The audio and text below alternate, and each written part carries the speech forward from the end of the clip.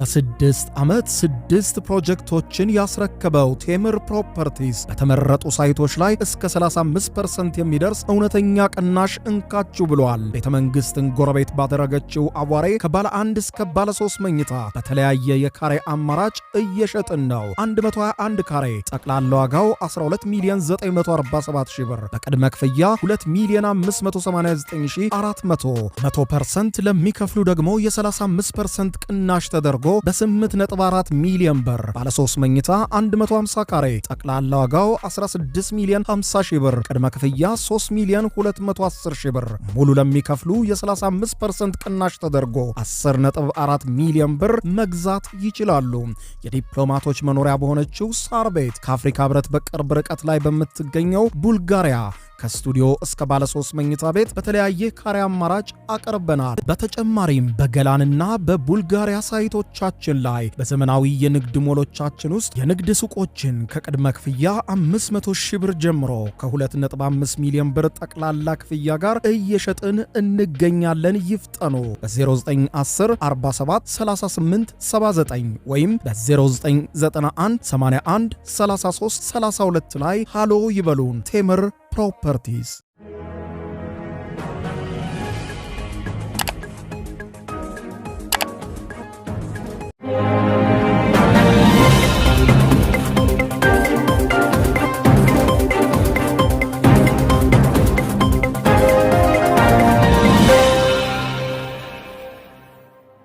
ጤናስጥልኝ ክብራትና ክብራን የዩቲዩብ ቻናል ቤተሰቦች፣ መካከለኛው ምስራቅ በከፍተኛ ሁኔታ ተወጥሯል። ይሄውም የአሜሪካ የጦር መርከቦች እንቅስቃሴ በማሳየታቸው ነው። የአሜሪካ የጦር መርከቦች ኮትሮ በተለየ ሁኔታ ዛሬ ሌሊቱን እንቅስቃሴያቸው የተዘገበ ሲሆን ለኢራን መሬት በእጅጉ መቅረባቸውን የሳተላይት ምስሎች ንጋቱን አሳይተዋል። በዚህ ከፍተኛ ስጋት እንደገባት የተገለጸችው ኢራንም በአሜሪካ የጦር መርከቦች አቅራቢያ የጦር ልምምድ መጀመሪያው ተሰምቷል። ሁኔታዎች ውጥረቱ ባየለበት በዚህ ሰዓት ኢራንና አሜሪካ ለድርድር በጄኔቫ መቀመጣቸውም እየተዘገበ ነው። በስዊዘርላንድ በዓለም የተለያየ ሀገራትም የኢራንን መንግስት የሚቃወሙ ሰልፎች መካሄዳቸው ተሰምቷል። የኢራን መንግስት ደግሞ ከአሜሪካ ጋር ለመደራደር አዲስና አሜሪካን የሚያማልል የተባለ ካርድ መዟል። ለመሆኑ ኢራን ይዛ የመጣቸው አዲሱና ትራምፕን ያማልላቸዋል የተባለው ካርድ ምንድን ነው? በዝርዝር የምታደምጡት ነው የሚሆነው። እስከ ፍጻሜ ቆዩ። ዝርዝሩን አድምጡ ግብዣዬ ነው። ወደ መረጃዎቹ አለፍኩ። አብረን እንከታተለው። በቀድሚያ የአሜሪካ የጦር መርከቦች ከተለመደው በተለየ የኢራንን መሬት መጠጋታቸው ተዘገበ። ኢራን በበኩሏ በባህር ላይ ወታደራዊ ልምምድ ማድረግ ጀምራለች። አሜሪካ ኢራን በምታካሄደው የኒውክሌር መርሃ ግብር ምክንያት ጫና እያበረታችባት ባለው በአሁኑ ወቅት ግዙፍ አውሮፕላን ተሸካሚ የጦር መርከቦቿ በኢራን ዙሪያ እያሰማራች መሆኑ ሲዘገብ መቆየቱ ይታወቃል። በወጡ የሳተላይት መረጃዎች እንደታየው ከሆነ በዛሬው ዕለት የአሜሪካ የጦር መሳሪያዎች የኢራንን መሬት ይበልጥ መጠጋታቸው ተዘግቧል። መርከቦቹም ወደ አካባቢው ከተሰማሩ ከ3 ሳምንታት በላይ ቢሆንም ዛሬ ሌሊቱን የወጡ የሳተላይት ምስሎች እንደሚያረጋግጡት ከሆነ ግን የአሜሪካ ጦር ይበልጥ ለኢራን መሬት መጠጋቱም ተዘግቧል። በብዛት የመርከቦችን ቦታ ለመለየት ከሚውለውና ዩሮፒያን ሴኒቴል ከተሰኘው ለህዝብ ይፋ ከሆነው ሳተላይት የተገኙ ምስሎችን በመጠቀም ማረጋገጥ እንደተቻለው ዩኤስኤስ አብርሃም ሊንከን የጦር መርከብ በኢራን አቅራቢያ ከኦማኔ ባህር ዳርቻ 240 ኪሎ ሜትሮች ርቀት ላይ እንደምትገኝ ተረጋግጧል። ይህም ከሰሞኑ ከነበረችበት ቦታ ፈቀቅ ማለቷንና ለኢራን መሬት መጠጋቷ ጦርነቱ እየቀረበ ለመሆኑ አመላካች ነው ተብሏል። ይህ ውጥረት ባለበት በዚሁ ቀጠና የኢራን አብዮታዊ ዘብ በሀገሪቱ ላይ ሊቃጣ የሚችል ማናቸውም ወታደራዊ ጥቃት እየቀረበ መሆኑን ተከትሎ ይህንን ጥቃት ለመከላከል ያለውን ዝግጁነት ለመፈተሽ ሲባል ቁልፍ በሆነው የሆርሙዝ ሰርጥ ላይ ልምምድ መጀመሩ ተሰምቷል። ይህ የኢራን ወታደራዊ ልምምድ መካሄድ የጀመረው በአሜሪካና በኢራን መካከል ሁለተኛ ዙር ድርድር ጄኔቫ ስዊዘርላንድ ውስጥ በዛሬው ዕለት ይካሄዳል ተብሎ እየተጠበቀ ባለበት ዕለት ነው። ለድርድር ወደ ጄኔቫ ያመሩት የኢራን ውጭ ጉዳይ ሚኒስትር አባስ አራግቺ ኢራን ለማስፈራሪያዎች እንደማትበረከክ በመግለጽ ትክክለኛ ፍትሃዊና ሚዛናዊ ስምምነትን እንጠብቃለን ሲሉ ተናግረዋል። የኢራንና የአሜሪካ ድርድር የነዳጅና የማዕድን እንዲሁም የጦር መሳሪያንም ጭምር እንደሚያካትት ተዘግቧል። ኢራን ከአሜሪካ ጋር የኒውክሌር ስምምነት ላይ በመድረስ ሁለቱንም ሀገራት በመጣኔ ሀብት ተጠቃሚ የሚያደርግ መንገድ የመከተል እድል እንዳላት አንድ የኢራን ዲፕሎማት ተናግረዋል። ይኸውም የኢራንን ማዕድናትና የኢራንን ነዳጅ ከአሜሪካ ጋር እንደ መደራደሪያ ማቅረብና አሜሪካ እነዚህን ነዳጆችና ማዕድናት የምትጠቀምበትን መንገድ በመክፈት አሜሪካን ማባበል የሚለው ቀዳሚ መልእክታቸው እንደሆነም ተነግሯል። ከዚህ ቀደም የተደረገው ውይይት ሁለት ባላንጣ ሀገራት በቴህራን የኒውክሌር መርሃ ግብር ላይ ያላቸውን ልዩነት ለማጥበብና ግጭትን ለማስወገድ የሞከሩበት ነበር የተባለ ሲሆን የአሜሪካን ባለስልጣናት ለሮይተርስ የዜና ወኪል እንደነገሩት አሜሪካ ሁለተኛውን ግዙፍ የጦር መርከብ ወደ ቀጠናው ያስጠጋች ሲሆን ሀገራቱ ስምምነት ላይ የማይደርሱ ከሆነ ወታደራዊ እርምጃው በዚህ ሳምንት የሚጀመር እንደሆነ አረጋጋጭ ነው ብለውታል። የአሜሪካ ውጭ ጉዳይ ሚኒስትር ማርኮ ሩቢዮ በጋዜጣዊ መግለጫቸው ላይ ባደረጉት ንግግር ፕሬዚደንት ዶናልድ ጄ ትራምፕ ምርጫቸው በዲፕሎማሲና በድርድር እልባት ማግኘት ነው። ከኢራን ጋር ስምምነት ላይ መድረስ በጣም አስቸጋሪ ነው። እስካሁን ከኢራን ጋር የተስማማ አንዳችም የለም፣ ነገር ግን እንሞክራለን ብለዋል። አሜሪካ ኢራን ላይ እርምጃ ከወሰደች ኢራን በምላሹ በመካከለኛው ምስራቅ የሚገኙ የአሜሪካ ወታደራዊ የጦር ሰፈሮችን እንደምታጠቃ ዝታለች። ትናንትና ግን ኢራን የተለሳለሰ አቋም ስታንጸባርቅ አምሽታለች።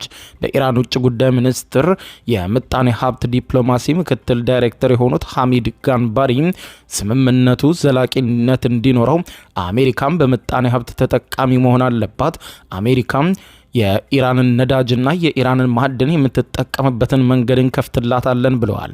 በነዳጅ በማዕድንና በአየር ጦር መሳሪያ ግዥም ያሉ የጋራ ፍላጎቶችም የድርድሩ አካል ይሆናሉ ብለዋል። ኢራን በዚህኛው ዙር ሁለተኛው ዙር ድርድር በዛሬው ዕለት በጄኔቫ በሚጀመርበት ዕለት የምታቀርበው ዋና አጀንዳዋ ሁኔታዎችን በማመቻቸት በተለይም የአሜሪካው ፕሬዝዳንት ዶናልድ ጄ ትራምፕ የኢራንን ማዕድናት እንዲጠቀሙ የኢራንን ነዳጅ እንዲጠቀሙ በከፍተኛ ሁኔታ በር የሚከፍትና ሁኔታዎችን የሚያለዝብ ሆኗል። ይህንን ግን በግልጽ የተቃወሙት የአሜሪካ ወዳጅ የሆኑት የእስራኤሉ ጠቅላይ ሚኒስትር ቤንያሚን ኔታንያሁ ኢራን ያለምንም ድርድር ያበለጸገችውን ዩራኒየም እቀንሳለሁ ማለት ሳይሆን ሙሉ በሙሉ ለሶስተኛ ሀገር ማስረከብና ያለ ዩራኒየም መቅረት አለባት። ይህ ካልሆነ ግን ፈጽሞ ድርድር መደረግ የለበትም ብለዋል።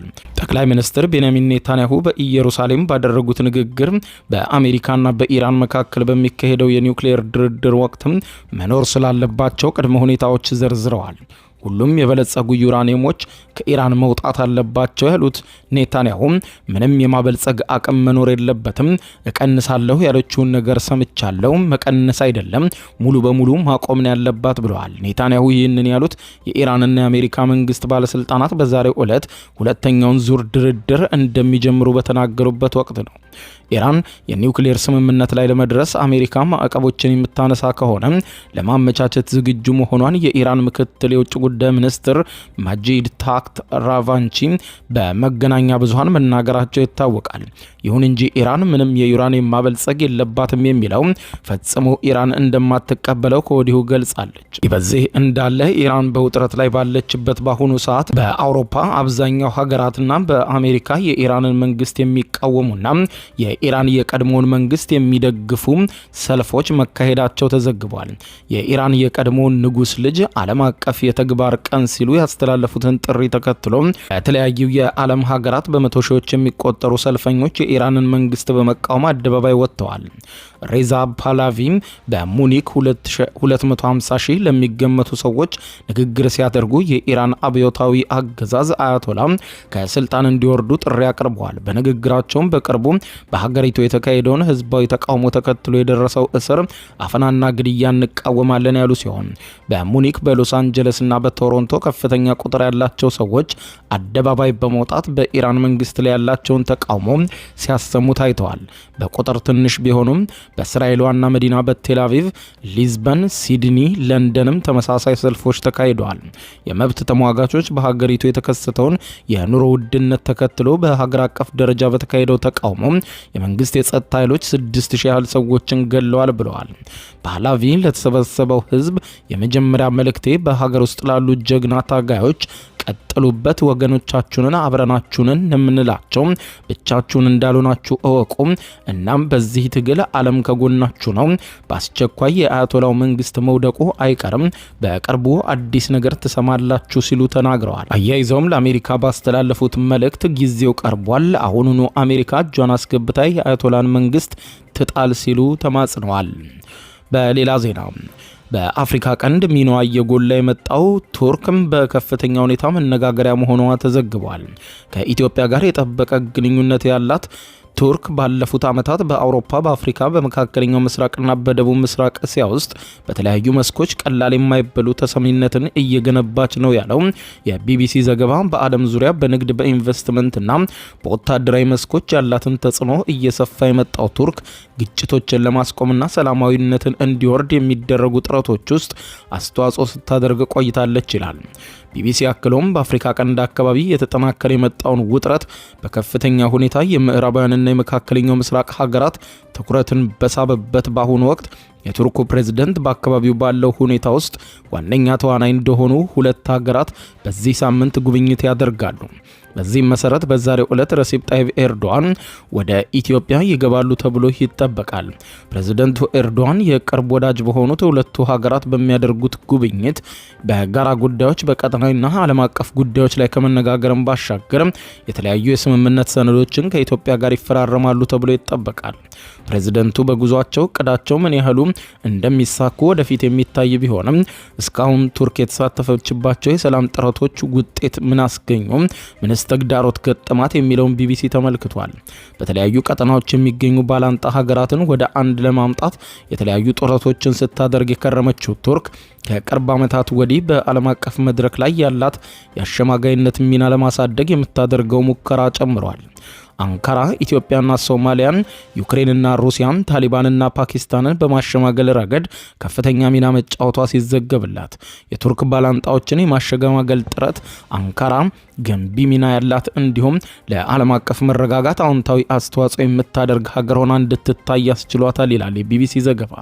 የቱርኩ ፕሬዝደንት ረሲፕ ጣይብ ኤርዶዋን ባለፈው ህዳር ላይ ኒውስዊክ የተሰኘው የአሜሪካ ሳምንታዊ መጽሔት ላይ በወጣው ጽሑፍ ሀገራቸው ግጭቶችን እንዲፈቱ ለማድረግ ወደ ኋላ አለማለቷን ገልጸዋል። ፕሬዝደንቱ ከአፍሪካ እንዲሁም ከመካከለኛው ምስራቅ እስከ ባልካን በተዘረጋው ሰፊ ቀጠና ውስጥ ቱርክ ግጭቶችን ፍትሐዊ ዲፕሎማሲያዊ መፍትሄ እንዲገኝላቸው ከማድረግ እንዲሁም ዘላቂና ፍትሐዊ ሰላም እንዲመጣ ያለባትን ኃላፊነት ከመወጣት አልተቆጠበችም ሲል ጽፏል።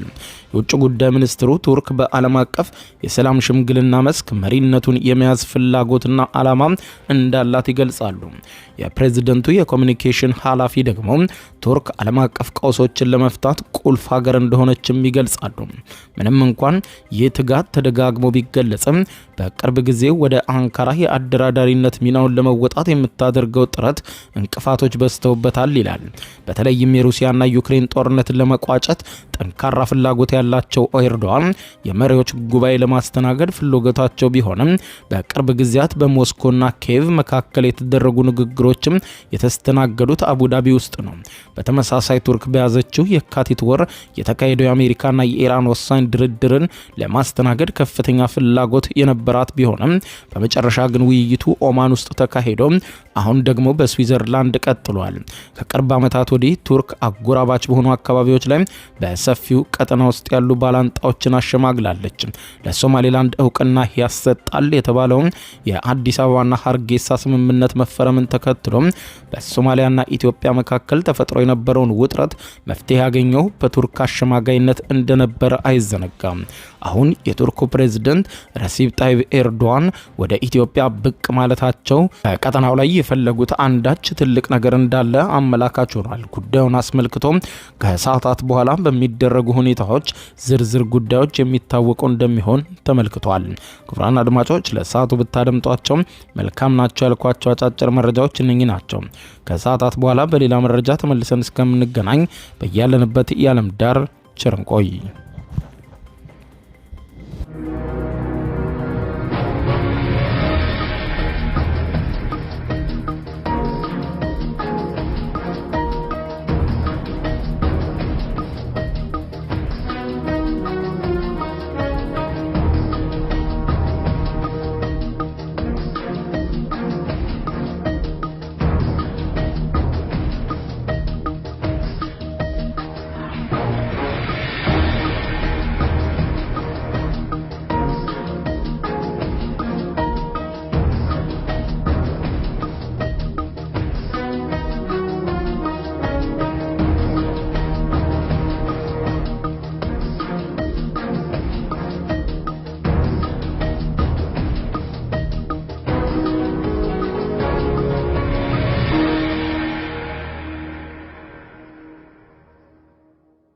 የዩቲዩብ የስኬት ሚስጥሮችን በዝርዝር የያዘው የአቤል ብርሃኑ የወይኗ ልጅ መጽሐፍ ሁለተኛ እትም በገበያ ላይ። ዩቲዩብ ለመጀመር በአጭር ጊዜ ስኬትን ለመቀዳጀት አስበዋል?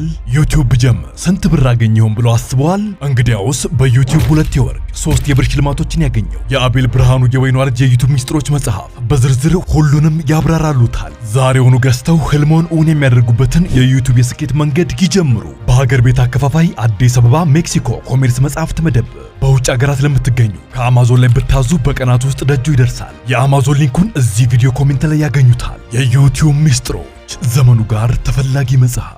በ6 ዓመት 6 ፕሮጀክቶችን ያስረከበው ቴምር ፕሮፐርቲስ በተመረጡ ሳይቶች ላይ እስከ 35% የሚደርስ እውነተኛ ቅናሽ እንካችሁ ብሏል። ቤተ መንግስትን ጎረቤት ባደረገችው አቧሬ ከባለ 1 እስከ ባለ 3 መኝታ በተለያየ የካሬ አማራጭ እየሸጥን ነው። 121 ካሬ ጠቅላላ ዋጋው 12,947,000 ብር፣ በቅድመ ክፍያ 2,589,400፣ 100% ለሚከፍሉ ደግሞ የ35% ቅናሽ ተደርጎ በ8.4 ሚሊዮን ብር ባለ 3 መኝታ 150 ካሬ ጠቅላላ ዋጋው 16,050,000 ብር፣ ቅድመ ክፍያ 3,210,000 ብር፣ ሙሉ ለሚከፍሉ የ35% ቅናሽ ተደርጎ 10.4 ሚሊዮን ብር መግዛት ይችላሉ።